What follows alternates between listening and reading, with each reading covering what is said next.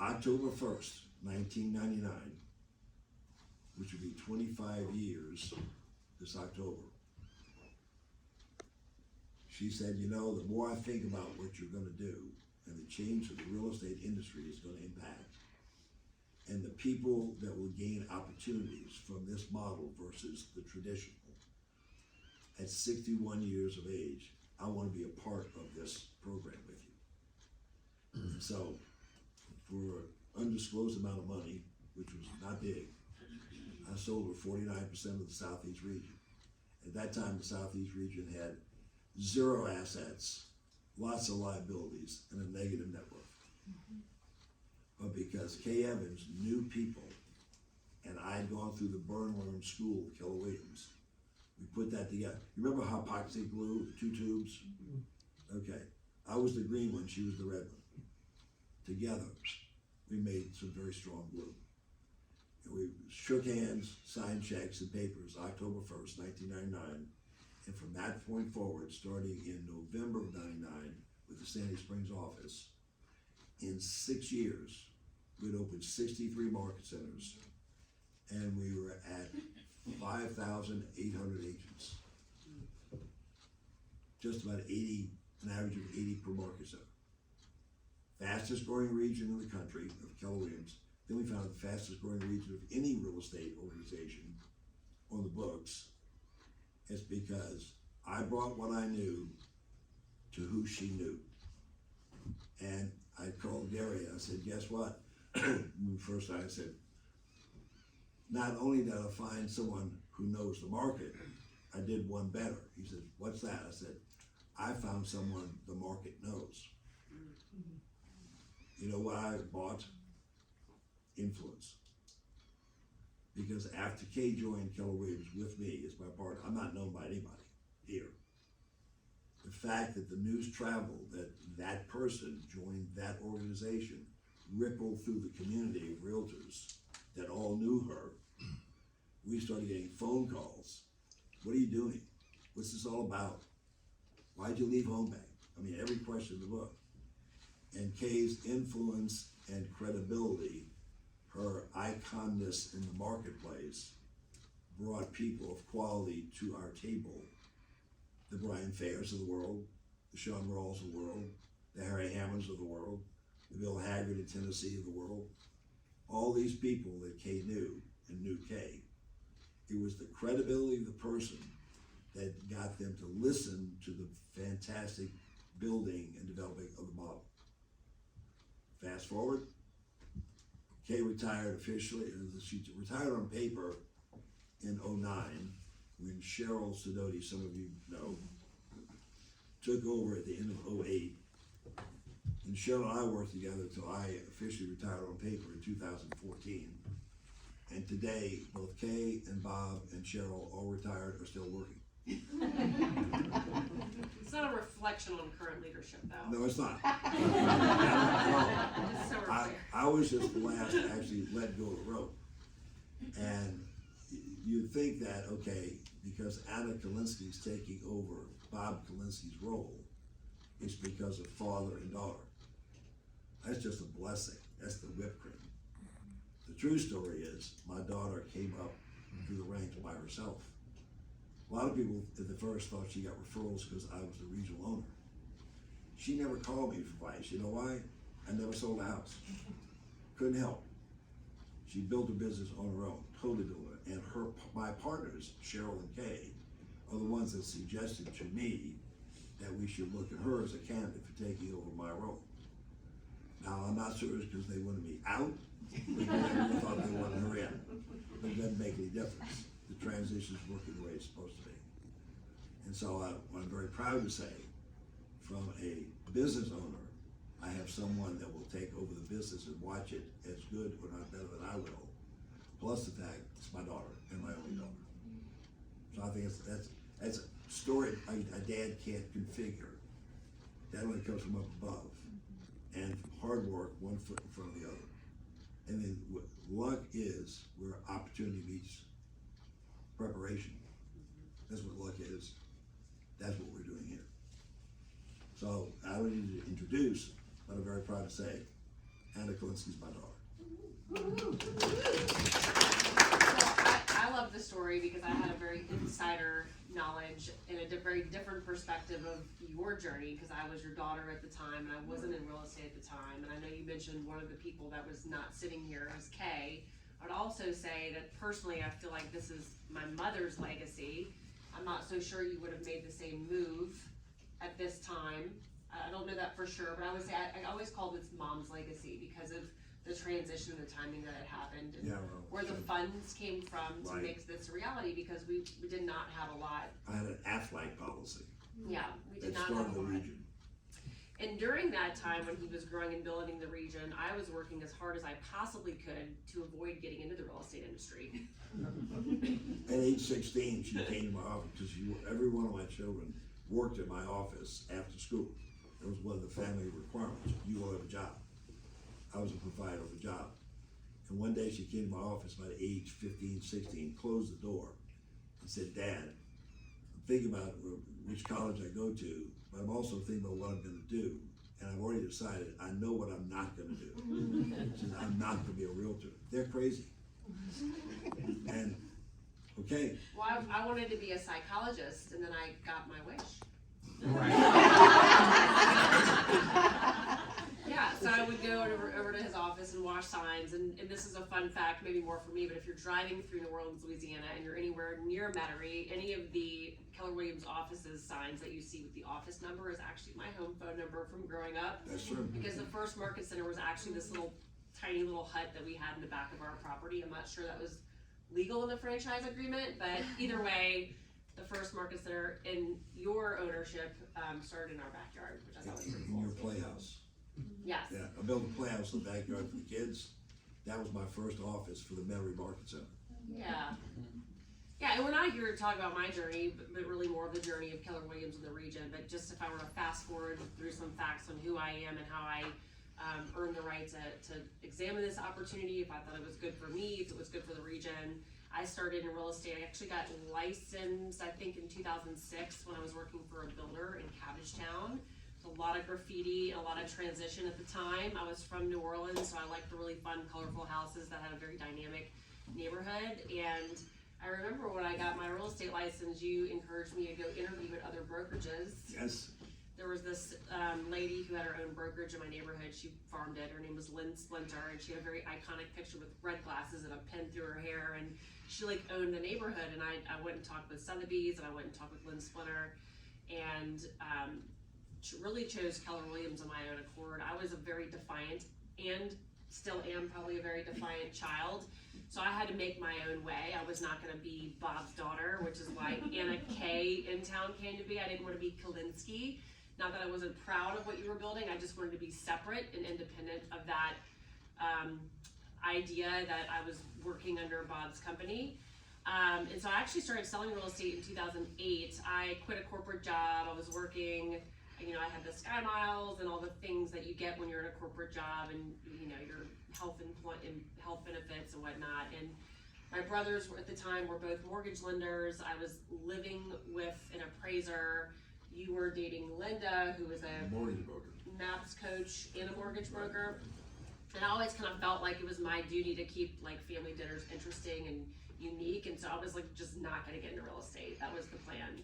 And then I ended up getting licensed in 2008, and who's kind of been around since 2008? Yeah, you guys know, right? Hard times, right? And I think that, again, going back and deciding best or worst, I didn't know any different. It was just what was next for me. And I think if you're getting into the industry now, if you're new to the industry, whether or not you would describe this as a hard market, the hard times that you feel like you're going to go through are going to be what prepares you for the next thing. So embrace that. And I think that I rode that wave and didn't know what I didn't know and wanted to do it my way. I took about 7 years to realize or listen to the fact that Keller Williams had models and systems. And once I adopted those principles and I understood what the models were. You heard that? I did it in 1 year, she did it 7. Yeah, it took me 7 years to literally realize, you've always asked me this question, and I actually asked it to my husband this weekend. We're about to celebrate our 10-year anniversary, and Bob asked me, because we were in one of his classes, he said, well, have you been in the business 10 years? or have you been in the business 1 year 10 times? And that was really eye-opening for me. I actually asked that of Spencer about our marriage, because you know, you kind of get in these routines and you just think time goes on and you should be in a better place, but you're not building upon anything. So when I shifted my mindset to models and systems and leading through people, while I kind of had a team, I had a lot of loss, a lot of turnover, we just got better and better every year, and we are consistently recognized as one of the top teams in the region. In fact, we were #1 in February. And he only knows when he gets the newsletter. She didn't tell me. So long story short is I started kind of hanging out in Gary's mastermind, and really, You were invited. yes, I was invited. I earned the right to be included in Gary's mastermind. And by the way, if you're a solo agent, the threshold I think is very reasonable and reachable. I think it's a lot more difficult for teams, so check with your team leader to see kind of where your production is, to see if you could qualify for that. Because to me, it's a life-changing room. You get into this room with big picture thinkers, and I kind of invited myself when Command was coming out and they were trying to do all these labs for developing Command. I sort of invited myself to the team labs in Austin, and there were only 12 people in the room. It was like Sarah Reynolds, Lance Logan, Brian Gubernick. It was just these, Ben Kenny. It was like these really big teams, and I was like, I want to be in that room. So I showed up to Austin. Of course, I got an invitation. I didn't just show up, but I found my way to that room. And I don't think Gary really knew who I was at the time. He didn't know at all. No, but we kind of were a group of leaders trying to figure out a problem, and I ended up sort of stepping up and taking the lead role of a pack of leaders, and he kind of looked up and said, well, who's that girl? And come to find out, he kind of puts 2 and 2 together, didn't know that Bob had a daughter. Or at He least called me one day, he says, well, by the way, I met your daughter, I didn't know you had a daughter. I said, okay. This is like 23 years into our relationship. I said, talk about my family, you've talked about your family, and yeah, I have a daughter. He said, by the way, her last name was Kilinski, and he clued. And he said, oh yeah, I'll put the 2 together. Yeah. That's when he called me to tell me who should replace me. So Gary Keller learned on his own about Anna and called me to say, in your retirement plan, Bob, I suggest that you consider your daughter. I said, okay, coming from the boss of the company who met her separately from me, it's a pretty big endorsement. And let's be clear, no one will ever replace you. Well, It's an add-on. It's an add-on. So, it's moving forward. yeah, and so, you know, region was thriving and the market was really good, and this was around COVID. Gary asked me to come down to his office and just spend some time with them, and at the time they were looking for a regional director, and he says, well, you know, what's your plans with region? I was like, I'm just over here running a team, I don't know what you're talking about. Like, dad first, then business was always my philosophy. And long story short is Gary made a phone call and started facilitating a conversation to decide if I should interview for the opportunity to take over regional operating partner. I went through CV with Gary during COVID over Zoom. That was not an intimidating process at all.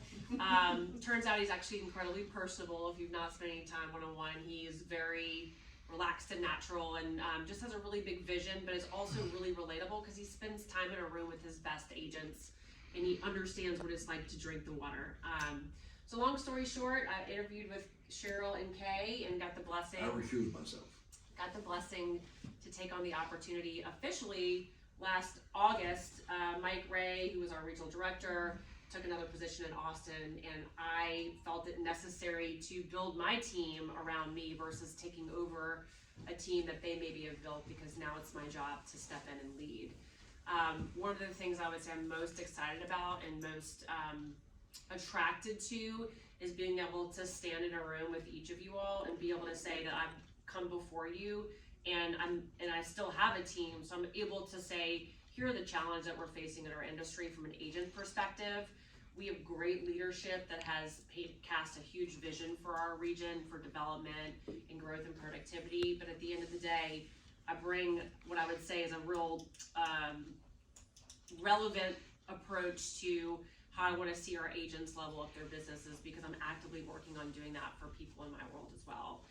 So it's been a wonderful learning curve. Leading leaders is different than leading agents, but I think that we face the same opportunity and the same challenges at every level. So I get to learn from him and spend time growing the region and pouring back into our people. And it's been something that looking up, don't know that I would have thought I'd be in this position 5 years ago, but if you really look at where you are in your business, and I think one of the messages that Keller Williams is really trying to pour into our people is that where entrepreneurs thrive. And you know, we talk about a lot of people recruiting brand new agents, and I like to remind people that I was new once. So don't ever discount where you are in your journey. I've never been new. I know, we know that. So, but don't ever discount where you are in your journey, and don't ever squash the idea that there's a bigger opportunity for you somewhere, because I want to be an example of someone who's, you know, I don't necessarily need to like go through all the grades to graduate and have an opportunity for yourself. If there's a lot of positions available in leadership throughout our company. You can be an agent and be in leadership in some positions. So I just want to encourage you all to think about the opportunities in front of you, not only on how you serve your clients, but how you can serve your company. And yourself. And yourself. Absolutely. So, you finished telling your story? Well, I kind of didn't want to go into my story because this is the region story. Well, now you're part of the region. I am. So tell your story. And then how is it different? Your story, taking over the position. Tell me what you mean by that. In other words, with your dad still involved and saying he's retired, but you're coming in as an entrepreneur, taking over somebody else's operation. You've not done that before. No. So You built your operation, and this is a key factor. It is very difficult to come in at a high level and take over somebody else's creation and operation. massive learning curve. Massive learning curve. Who's still in the operation? And we have a challenge. She has never taken over something because she built it from the ground up. I have never had somebody replace myself where I still had an interest.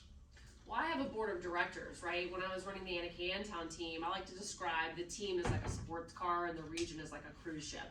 So I have a lot more passengers, I have a lot more responsibility, I have a lot more dials to look at, and a lot more leadership to be involved with, and other Things people that don't- make decisions. Things don't turn as fast. Things don't turn as fast, and so, but also I think that is the law of leadership. I mean, when you're doing everything on your own, you're only responsible for yourself or a small group of people. You can make very quick decisions, and you can move, and you're very malleable, and you can navigate that territory. I think when you're leading a group of, 62 offices, that comes with their staff and their leadership, and then the 15,000 plus agents that we have in our region, there's a little bit more drag, and for somebody who's very urgent and very driven, is an adjustment to slow down enough to realize that there are other people that are affected here besides just a small group of people. So instead of leading 15 people, I'm now leading 15,000 people, and also answering to a board of directors that cast a vision for our region.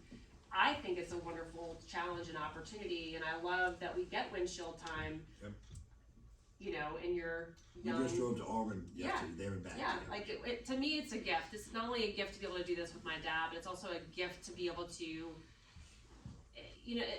somebody asked me, like, why would you, actually it was Brett Tanner who challenged me, when I was in Austin one time. He didn't know I was talking about this opportunity. You guys know Brett Tanner? VP KW Wealth. So, my husband and I are in his mastermind that was before KW Wealth, and so it's not just Keller Williams people, but I went to lunch with him, and this was shortly before I actually threw up my lunch on him, but we got into this really awesome conversation about what I was building, because he was, if you recall, Keller Williams was coming out with all these communities. We had luxury, we had sports entertainment, we had design to sell, we had our design to style. Yeah. So all these communities were coming out, and I had been on stage at Mega Camp with Gary, and got off stage and went to lunch with Brett, and he's like, you've got an influence that you're not really quite aware of, especially with young female entrepreneur leaders. Like, what are you doing with that? Like, what are you doing with your audience or your influence? And I was like, Brett, and I knew I was thinking about this opportunity, but I didn't really know if I wanted to go in that direction, because I wasn't going to take it just because I should. I was going to take it because I was the right fit for the role, and I could make an impact, and it was something that aligned with my core values. And so he said, well, I said, Brett, honestly, I could just double down on my real estate team, and we could, I think at the time we had like 3-4 million in GCI. I was like, I could just double down with that, buy more real estate, and live a really great life, and like, peace out, you know, go live on the water somewhere and have a nice day. And he just said to me, he's like, gosh, you know, I used to feel that way too. And this is right after he birthed KW Wealth. Because I could feel that way too, because I live a pretty good life. Things are pretty good for my family, and they're easy, and finances are good, and all that stuff. He's like, but I gotta tell you, I feel like you're playing small. I said, what do you mean? He goes, I feel, and he and I share a lot in common in terms of our beliefs on spirituality and stuff. He goes, I really feel like you were not put here to live a life of leisure. He's like, I feel like you were put here to have a life of impact, and a life of, not the word he used wasn't friction, but this idea that you're an agitator for people in a positive way. He goes, and I feel like you're going to be playing stingy with your gifts if you just double down where you are. He goes, you've already got that down. So I went back and became very introspective about, well, what does that really mean for me? Like, what is a life fully lived? What is a career worth having, or a business worth owning, or a life worth living, really? And what it came down to was community. And I love that I get to look up and beyond the day-to-day metrics of tracking growth and productivity and leadership and culture and compliance, is at the end of the day, we have a massive community in our region of over 15,000 amazing individuals that have unique strengths and gifts, that our job is literally to go out in the world and change people's lives. And when I got connected with that, it was like a no-brainer for me. It was not about taking over Bob's role, right, or growing to 20,000 agents. Like, royalty, all these things are really important, but at the end of the day, it had to make sense for me, or I wasn't gonna be an effective leader. In fact, we had this conversation yesterday with one of our team leaders who's new in the role about getting in alignment as to the why you show up and do what you do every day. Because if you can't connect to your core values or your beliefs as to why you get up and do what you do, you're not going to be an effective real estate professional. You're going to just do it for a job, and you're not going to do it to make an impact. And I think that is the big delineating factor that we're going to see, not only after this lawsuit, but every change in the industry is always going to come down to the value that you bring to your consumer or the people in your life, and your ability to connect with the importance of that impact. And if you can't find that, I would encourage you to go spend some time and get really clear as to why you show up on the office on a Wednesday to hear our story, or why it's important for you to call that person back for the 15th time, or why it's important to grow a team, because now you have the autonomy and the authority to help somebody else grow their life and to develop somebody else's life. That was the big why and reason for me. That's my story. That's your story, okay. Along the way, I had a couple kids and got married, and that's all really important to my story too. But that's for coffee sometime. Yeah, I'm looking at the clock, and we're from 11 to 12, so we've got about 11 minutes left. What questions would you like to ask? What do you need to know? What is something that you've heard that maybe we can help you navigate or inform you on, or at least get inside the question with you? Yes, ma'am. What do you see as the vision for the growth of the region, and what do you see that you're going to put your spin on that you want to see happen over the next couple of years? That's the question I was asking yesterday. Go right ahead. Yeah, he asks me that every day. So there's a part of the job, the requirement of what the region actually does, our duties to international, and then there's also like, what does Anna Kilinski want to do in amongst that? So I have to kind of wear many hats in this responsibility. So part of the region, actually, where the most important thing that the region can do is actually grow and develop our territory. I think we can probably all make the agreement that we are more together, and when we have more agents that are producing at a higher level and are living big lives, then the conglomerate of that gives everybody a bigger opportunity. So the biggest thing that I'm focused on with my leadership team right now is looking at the region that we have and figuring out where the gaps are, and figuring out where there is a need for our model, systems, culture, and tools to bring Keller Williams to more people's lives. Like, that's the biggest thing, which is the development of our region. And then I think it's really important that the people that are leading our market centers, whether it's the operating partner or the team leader or the assistant team leader or the productivity coach or the front desk coordinator or Dofi, or all those people are in alignment with making sure that we are adding value to our agents and we are closing the back door so they feel like they're supported and they can grow the biggest business possible. Because without our agents actually being in production, we don't have a job. So those are the two main things that we're focused on: growing the region and making sure that our leaderships feel totally equipped to navigate the next thing in the market. I think the thing that I'm trying to develop is, like, I have so much knowledge in my head, and I told my dad this the other day. Like, Dawn's doing this inspirational, Dawn's our regional director, she's out doing an inspirational breakfast this morning, and she's writing a book, and she has like these little talking points. She's like, I know how to present for 2 hours, and I'm like, gosh, I have so much knowledge. I really wanna kind of put it into some sort of, I don't wanna call it a training institute, but a couple of classes that I feel like are really authentic in talking about how we grow and run businesses and how we sell more real estate. I know y'all get a lot of training from Keller Williams International, you get probably a lot of training in your market center. I want to be the guru that helps people understand that they can come from nothing and be everything that they wanna be inside Keller Williams, because I've done it myself. And if I can articulate that in a very clear and concise way, then I can inspire other people that are feeling helpless, or they can't get over that $1 million hump, or whatever they're struggling with, to actually get into production and create a bigger life for themselves in real estate. So that's my vision for me. Did I ask you a question? Yes, thank you. Somebody else had a question, Nico. I saw a hand, yes. Yeah, that was me. So I know, we talked earlier about you kind of sharing some of the challenges as an agent right now on your team in today's world. What does that look like, and how are you navigating it with your team from an agent perspective? Are we talking specifically about this announcement, or are we talking about in general?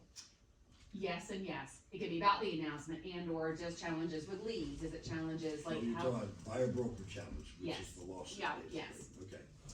So let me answer the lawsuit question first. Okay. So, for my team, I do feel like we're ahead of the game, because we're not having to adjust to having the conversation around getting a buyer brokerage agreement every single time we serve a customer before they're a client. I'm sure you all have read all of the bullet points, but it is moving to the point where you cannot even show a house. So all those quick Zillow calls, or Realtor.com, hey, can I see this house first before we sit down and have a consult, if they're even gonna have a consult at all, those days are about to be gone. So the transition in talking about how we articulate our value to the consumer, the buyer specifically, and never letting a seller or listing agent dictate our worth and what we can command in our fees, has been a conversation we've been having for about 4 years. And I will tell you that Gary and Sarah Reynolds, who's got the #1 team in Keller Williams, has kind of put the fear of God in us around the fact that commission compression was coming, and obviously commissions are dictated based on the value that you provide in the market that we're in, right? When houses are flying off the market and they have their choice of agent, maybe you might be commanding less of a fee unless you can prove that you provide more value.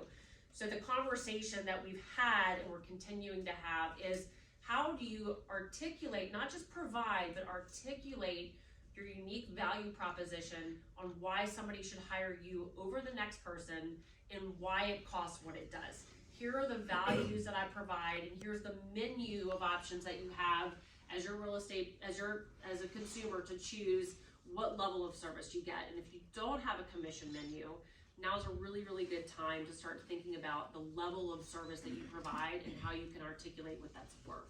That's the first thing. The second thing is leads have always been a challenge in real estate, and lead generating has always been a challenge for real estate agents. I love that Gary gets his top 200 people in a room, and we brainstorm for 2.5 days around ways that we can avoid lead generating. And it turns out that's still the way, is to be belly to belly and to get into relationship with people. That is the thing that will never change about our industry, is serving people in relationships and helping solving their problems. So from a lead generation perspective, I would say, and I'll take this from my coaching call this morning. She says, we have, people are very adaptable. So like, do y'all remember when COVID first happened and everybody was wearing masks, and at first it was like super weird, and then all of a sudden everybody got really used to it? Well, what happened in our industry is that we got really used to doing 30% of our activities and being able to hit 80% of our goal. And we got really accustomed to being able to do less to have more, and now the opposite is true. So we have to figure out a way to normalize the idea that you must do more to have the same or less. That is really kind of the conversation right now. You cannot expect to show up and do 30% of the effort and have 100% of the goal. So look at your business and say, wow, every day I come in and I practice on these activities and I do these things to drive business, and I'm only hitting 20% of my goal or 40% of my goal. You might have to double or triple your activities in that department, or figure out a way to get better at doing those activities, economies of scale to some degree, in order to have those results. And that's a big topic conversation that we're having right now. Awesome. Let me add two things. One that you were saying about how to prove value. I think one of the first things you have to prove these days is, why should the buyer use a realtor?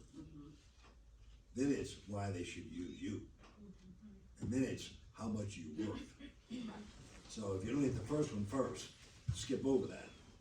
You're probably gonna leave them in a place where you're discussing this and they're thinking this. And that's a mismatched conversation. So think from the ground up. I always told my agents when I was in the team leader seat, first convince them they need a realtor, then convince them they need our company, then convince them they need you. And if you do that, then you sort of tailor the conversation into your challenge. The second thing, I heard this, and I think you and I were discussing this, Jesse, about the video, a reference I think Steve sent. Send this to every millennial you know. So I'll send it to every millennial I know. It was a lady talking to, I guess, from a basketball team, because they only focus on the lady. And she was saying, everybody's waiting for it to get easier. When I get through high school, things are gonna get easier. When I graduate from college, things are gonna get easier. When I get that great job, everything's gonna be easier. When I get my first house, it'll all be easier. Get married, it'll be easier. Yeah. She said, the world really is, as you grow up, the world gets tougher, it gets harder. It doesn't get easier. And the people who navigate the best are the ones who learn to handle hard well. And the way to handle hard well is to experience hard. Yes. It's the only way you get better at hard, is to put yourself in the hard. I have a saying that says, the people who I know that grow get to be comfortable with being uncomfortable. Because if you're comfortable, you are not growing. You have to feel uncomfortable, and then eventually you're comfortable with that, which means you stop growing. So you have to find something else to be uncomfortable about and be comfortable with doing it. The oxymoron, oxymoron of life is, you've got to be comfortable with being uncomfortable, and you got to be able to handle hard well. Now those are the people you see at the top. They're not better than you, they're just figuring it out faster than you did. And they're willing to do the work you're not willing to do. John Maxwell's famous for saying this when people come to, man, I sure would like to do what you do. He says, I bet you would, but I don't think you would have to do what I did. And I have a picture in my office, and part of you'll see this in some of the courses, maybe with Jake when you come to see him. It's a picture of an oak tree, beautiful oak tree. Then the picture that goes, half of it is underground with all the roots, hard work, late nights, sacrifices, multitasking. It gives you all the underground stuff that made that oak tree beautiful. And guess how an oak tree starts? With an acorn. And then it has to be watered, fertilized, not trampled on. And then it has to be nurtured and completely sort of grown every day by something, either nature or you. And that's the growth step of 1 foot at a time. And so many people don't understand that. And I've run into people, friends of mine, said, how'd you get where you are? I said, well, I was prepared, like a Boy Scout. The opportunity came along, and I was willing to work hard, and I was willing to get comfortable with being uncomfortable. And be willing to do things that other people Yeah, aren't willing to do for the time frame in which they're willing to do. That car could have slipped backwards on that hill at Six Flags. Thank God it knew better. All right? All of a sudden it said, wake up, Bob. That's where you're supposed to be going. I can tell you, the amount of uncomfortableness I had to really get comfortable with it and say, okay, this is what I'm doing, this is what, I can't go backwards. If I do, I'm gonna lose overall. Not in losing money, not in losing stature, but lose in personal integrity. That I gave up something, I was not willing to fight for what I wanted, I was willing to take what they'd give me. Does your willingness match your wants? Yes. So if there's any message from today, forget whether it comes from regional people or agent or old guy on retirement stream, it doesn't make any difference, the rules are the same. You've got to get comfortable with being uncomfortable, and you got to be able to handle hard well. I also think that we have an obligation as a real estate community to set the tone of the message that we're putting out into the world. I know everybody's like posting on TikTok and Instagram and Reels and all these things, YouTube, about the settlement. And I wanna take y'all back to COVID. Who was selling real estate during COVID? Okay, so good, about half of y'all. When that happened, it was terrifying. We were basically told, we didn't know if we were gonna be, what was it, necessary? Essential. Essential. I still don't even know what that means. I still think I'm essential, but whatever. So like, we hadn't yet heard that we were essential, because that was a really scary time. How do you sell houses if you can't show them, right? If you can't tour people through, if your business came from open houses and you could no longer do that. So we had to pivot very quickly. And what was happening in the industry was that everybody was talking about what wasn't possible, why things were going downhill and suffering. And then my coach just like literally like backhanded me, was like, get it together. You are the one responsible for creating the message in the industry right now. And so what she had us do is we went online every day and we went to the MLS and we saw how many listings were coming live and how many were going under contract. And every single day we posted that message to our consumers. Now we're telling the consumer, wow, people are still selling real estate. It is possible, right? When inventory was really low, what were you saying to your peers? Oh my God, there's nothing to sell, there's nothing to sell, there's no houses, there's no houses. And we gave our power away, right? So the conversation needed to turn into not the inventory is low, there are no houses, but how can we create inventory for our clients? What things can we be doing? And we would start showcasing the off-market listings that we could find because of the conversations we were happening. Same thing with this lawsuit. I think it is imperative that we are not in a panic situation. Just like we got through COVID, we will transition with the times. It is not, like I said, good or bad. It is just next. The important thing is that we gain clarity on the decision and we create clarity for the consumer. What are their choices and how do we help them navigate these uncertain times? That is the message that we need to be having regarding the outcome of this lawsuit. Continue to serve people and provide solutions, and you will survive. What is Berkshire, you know who, Berkshire Hathaway, not the real estate company, but the company, okay? I always forget the founder's name, but. Warren Buffett. Warren Buffett. You know what his whole philosophy investing is? When people are running to something, you run away from it. When people are running away from it, you run to it. In other words, I'm always doing different than what the market indicates the masses are doing. Right now, the masses of real estate agents around the world, 1.3 million people, are having a discussion in their office, in their car, to their mirror, to themselves, probably behind a mask in some case, of what am I gonna do now? In other words, they have no rudder, they have no sail, they have no power. Yet they have it, they just have given it away because they're following the masses. The masses want to talk about, whoa, ooh, wow, no. Whereas the people who are going to take advantage of this saying, how, who, when, what, they're running to the fire, they're not running away from a fire. And what are we calling it now? It's Charge the Storm? Charge the Storm with Buffalo. Yeah, Buffalo's Charge the Storm. Why? What did this company do in 2007, 2008? Anybody here at that time? What did we do? We grew. Yeah. We grew. How did we grow? We shifted. Gary wrote the book Shift. We shifted, we taught, we understood where the housing market was going. We captured the fact that banks were gonna be the new owners because everything was upside down. We learned about short sales. We learned about all kinds of new techniques. We invented some of them in order to take advantage of the market. There's always an opportunity in a market, no matter which way it's shifting.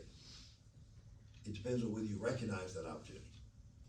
And I was on the phone yesterday, the day before, and texting with Mark Willis this morning, inventing, thinking about how we take our attitudes, put it into motions, and distribute it to our people so they have a game plan of what to do when the new rules come to effect, whatever they are.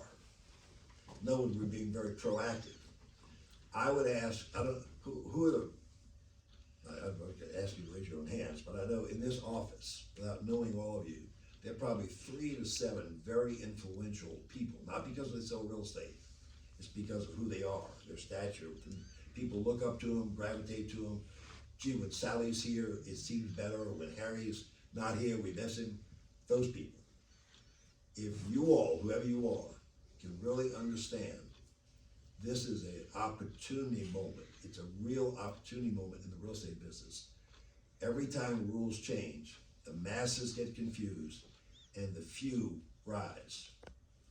If those influential people in this office, starting with your team leader and your staff, can get on the positive side of that line and figure out how do we, let's do this group, it's homecoming week. Let's group together and figure out what are we gonna do to self-motivate ourselves into the positive points that this market is going to give us.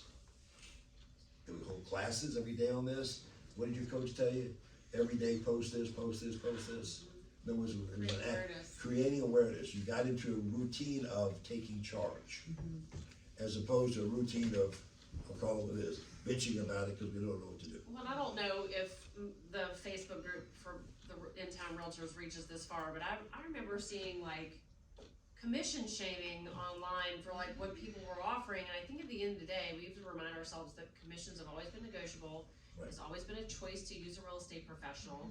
The biggest nuance is gonna be you as buyer agency, fiduciaries, commanding your fee because of the value you provide. And by the way, it should have always have been that way, right? We never should have let the seller or the listing agent tell us what we're worth. So this is just creating an understanding of how that falls. This made me laugh this morning. I saw this driving up here. This is my newest listing description in the MLS. Did y'all see this on Instagram? About the percent.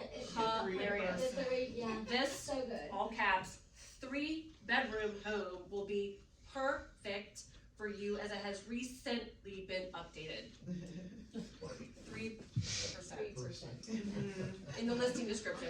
So the goal is to have fun with it, look at the upside, look at the opportunity that it presents itself. If we have the package, by the way, if you wanna grow your downline, this whole profit share thing you're talking about, find one agent that's not with Keller Williams that needs saving because they've never had a buyer brokerage agreement, they never do buyer Right. consultation, they've always met the buyer at the house, And bring them here. and bring them here for training. If they're not with Keller Williams, they're up Shift Creek without a paddle. Go Well, save them. I was gonna say that, but I'm glad you did. Because you're right, that's exactly right. We are, as Mark and I were talking about this morning, we need to show that we're the island, the savior island, not survivor island, the savior island, for the real estate agents, inside our company first, and outside our company that deserve the opportunity to be in. And there's gonna be agents that are wondering if this is the right career for them because they've absolutely. never had to articulate their value because of the way things have been set up, and just you sell a house and you get paid sometimes. And I think this is the shining moment for you to make an impact on somebody else's livelihood and how they provide for their family, if they're on the fence of whether this is the right career for them or not, is to getting them into training and education around this topic, because you might be the person that changed the trajectory of their life. People who were here in 2007, 2008, what type of agent across the country, forget logo for a minute, made the most money, sometimes more money they ever made their entire life? What did they do? What did they figure out about that market that made them so rich? Short sales. Bank-owned property, REOs. They shifted. While everybody else was running away from trying to figure out no listings, too much inventory, no buyers, blah, blah, blah, blah. They just, I'm not listening to the noise, I'm going over here where the business is. I'm gonna figure out how to service it, I'm gonna figure out how to get it. And then they made a lot of money. And all the other people said, how do you make so much money? He says, I went where the market was. And then they got all the referrals for the agents that didn't wanna learn how to do that. Yes, right, Yeah, can you handle this for me? We'll split the deal. No problem. So if you become that specialist, the world just gravitates to you. You don't have to work hard. You have to work hard getting there, but you don't have to worry of getting where there is. It comes to you. And that's the one message we can leave with you today. What we see, because we have a wider view of looking at a lot of people and why they are successful, is because they are comfortable with being uncomfortable. They have learned to take heart and be better at it. And they have looked at where the opportunity has shifted and they've gone there. Now it sounds simple. It's not easy. It's a simple process. Explain, but it's not easy to do. It's what's inside of you, whether you want to do that. I would say that in our own company, maybe in this own room, there are agents thinking about, maybe now's the time for me to switch careers because this is too tough. Those are people that look in the mirror and ask somebody to come along and look in the mirror with them to find out whether they're making a good decision or not, or they're just trying to hit the easy button, the give up button. If that's the case, somebody's going to take your place and make a lot of money. Any other questions? Because it's now 12:12. Yes, ma'am. You mentioned a commission menu. Can you, Commission menu. yeah, can you elaborate on that? Like, what does that look like? What is that script when you're in front of your computer?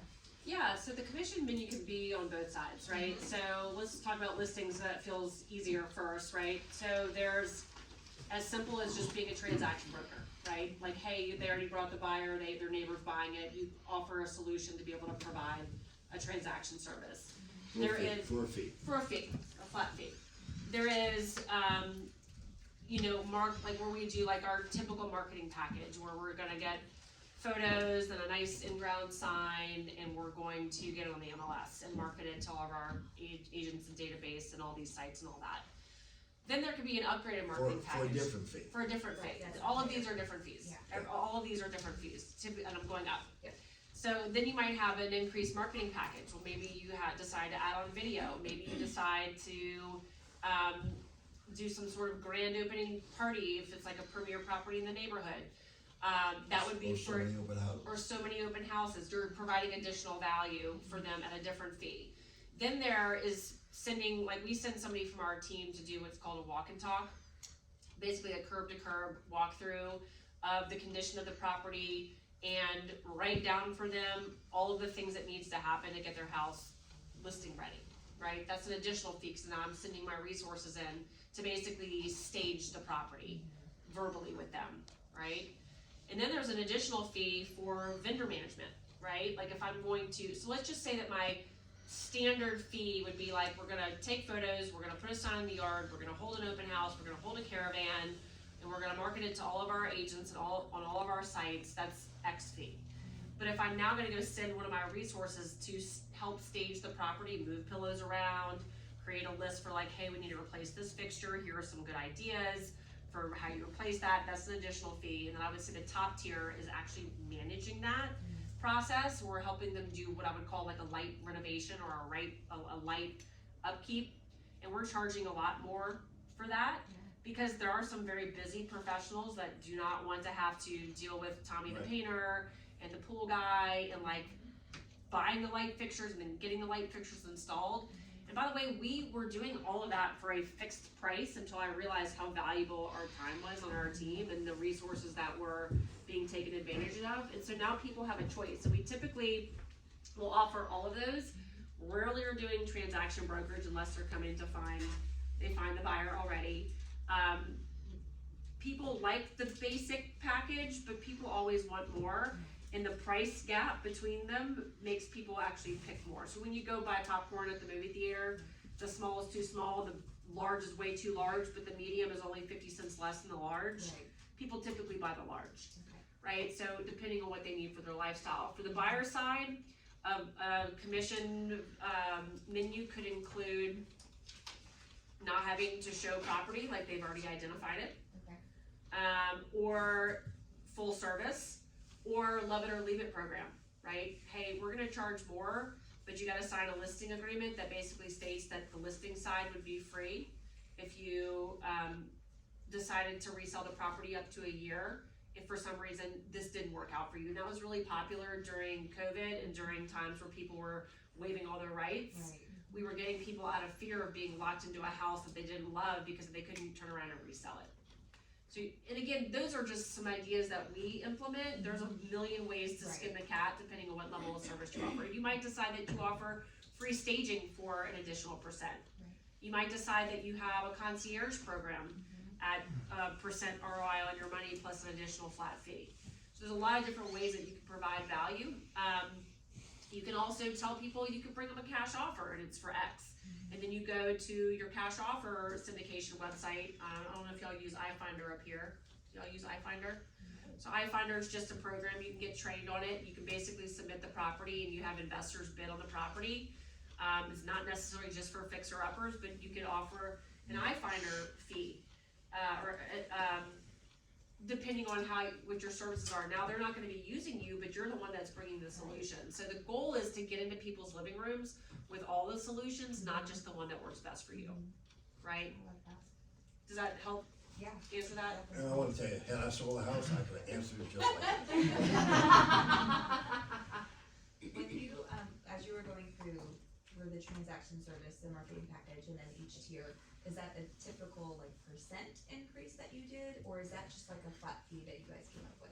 If you're comfortable sharing. Yeah, so I don't have it in front of me, and I kind of put my sales team in charge of deciding exactly what that would look like, but I would say that, let's just say I don't really wanna talk percentages, just because Right. of how sensitive these conversations have been. Uh-huh. But let's say we charge a standard fee of X, we would typically move up in 0.5% increments depending on, but the value needed to be there, right? Like, I'm not gonna necessarily charge them an additional 0.5% if I'm just gonna add a video in.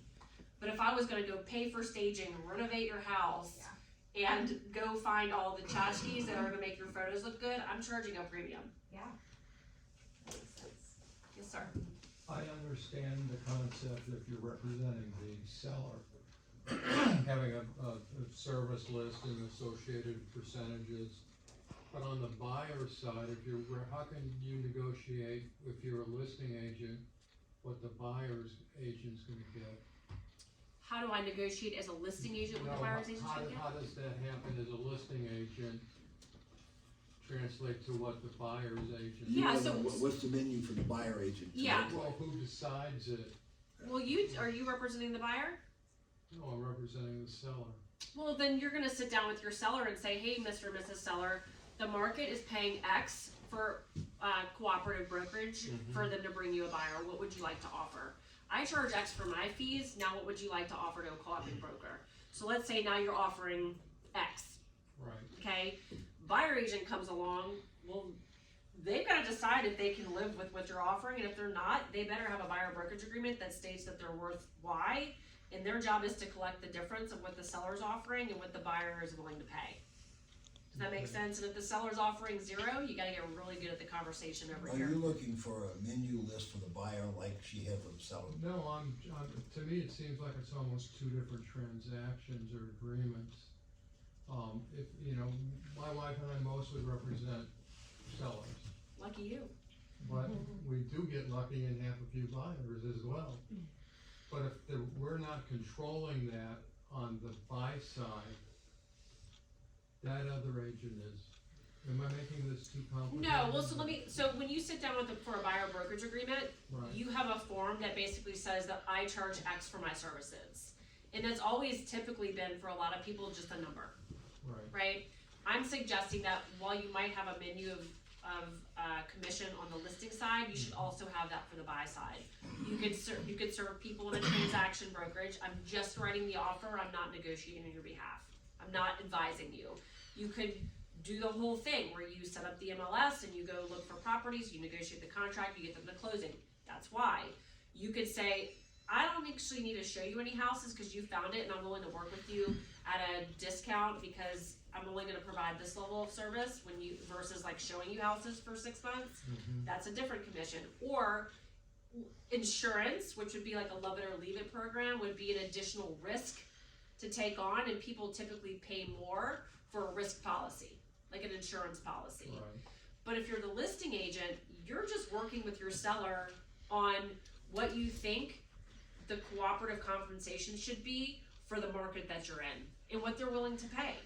And then it's the buyer agent's job to command their fee through their brokerage agreement. So I think you hit the nail on the head for my head, is when you convince them what they're willing to pay, but now FMLS is not allowing us to. Put it in there. Well, first of all, FMLS is not making any changes right now. So they have a statement on their It's till website. July, I think. isn't Well, it? they're all trying, everybody's trying to figure it out. Right, Okay, let's say we don't know the answer to how we'll communicate compensation, and you're gonna get a listing agreement. And in that listing agreement, and I'm sure they'll change in some way, but actually Georgia is really far ahead of the game in terms of our contracts for outlining, I charge X and I'm willing to share Y, right? That, hopefully, that agreement shouldn't change. Now, that Y could be 0, that Y could be 10. It's variable, it's always been negotiable. Your job is to lay out to your seller what the market is for that fee and what's gonna be the best chance for getting them the best buyer, because that's a part of the marketing package. And where you market that is up to you. It won't be on the MLS, but you can put it in your newsletters, you can put it on your website. By the way, Keller Williams' proprietary MLS, KWLS, will allow the ability for us to advertise that, so maybe it's not on the MLS, but if somebody's gonna share your listing, they can go to kw.com. Or you can always tell them, Or you can tell them. Yeah, but I mean, just economies of scale, it's hard to, yeah, you're the buyer's agent, and say, I'm gonna call this out, listing agent. What are you gonna give me if I sell a house? Well, it's 0 on MLS, but we're actually prepared to go up to 2. I think there will be some kind of document, something. there will be plenty of ways to communicate it, it's just gonna look different. It's just gonna look different. And by the way, my understanding of the commercial market is like, it's already like this. I don't think that they have published commission rates for their property. We don't.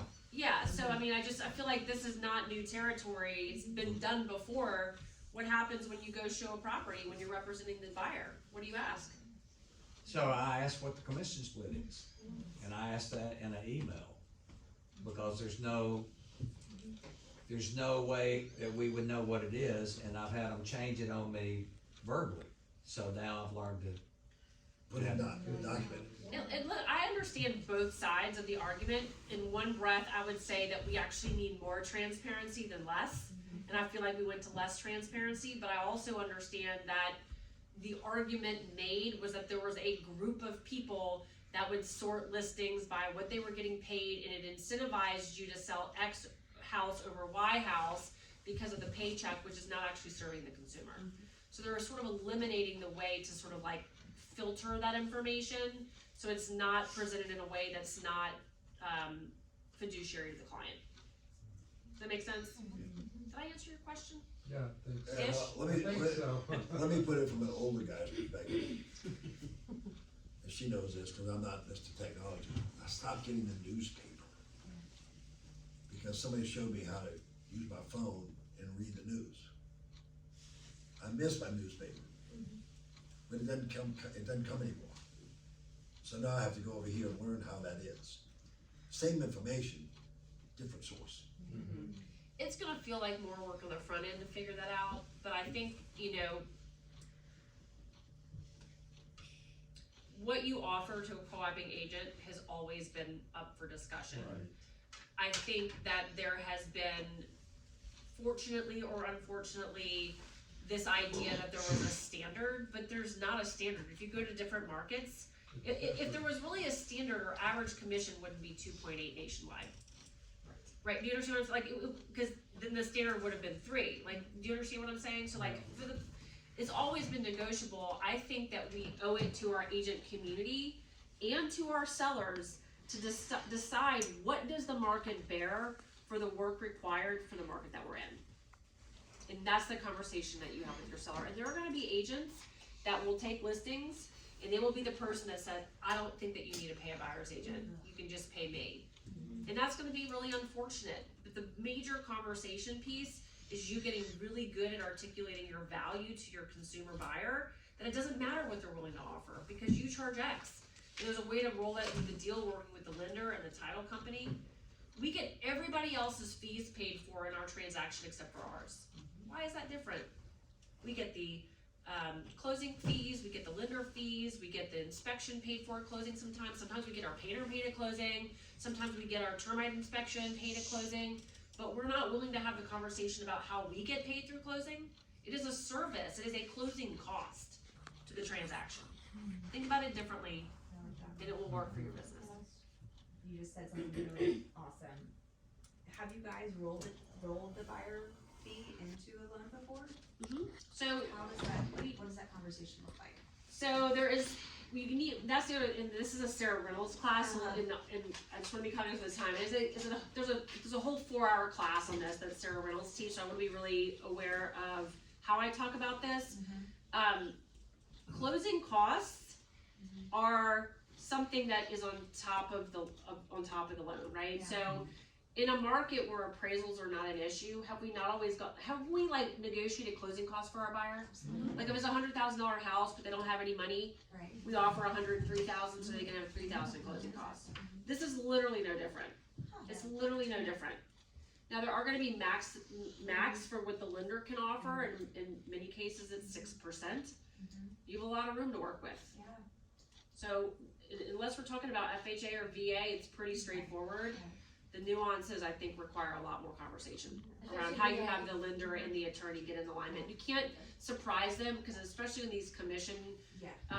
forms that you send to the attorney, if you're not having a conversation with your team, and that's why it's crucial that you're actually working with the partners that understand your business from a lending and a title standpoint. So if I were the team leader Yeah. here, not pointing out anybody especially, I would have somebody that knows what they're talking about, including Alan, come here and teach from a lender point of view, a title point of view, how this is gonna affect our business, our relationships. And invite But- every agent in your market. But before you do that, make sure you clear out all the assumptions of what you think is gonna happen. And read about what they said is gonna happen, and then figure out what they didn't say. There are your ways of getting around it. Well, and it's Sound of facts. important to remember that this is not settled at all. This is a proposed settlement, and it could change. And right now, it's just imperative that we have the right conversations and handle things with integrity. And if we would have done that all along, then we wouldn't be where we are right now. And we get paid in direct proportion to the number of problems we can solve. This is just another problem we have the opportunity to solve. I want to clarify something. I don't think that we didn't act in integrity. I think somebody packaged a story that made it sound like we were all working in alliance to screw a consumer, which is just simply not true. It's just Fair. simply not true.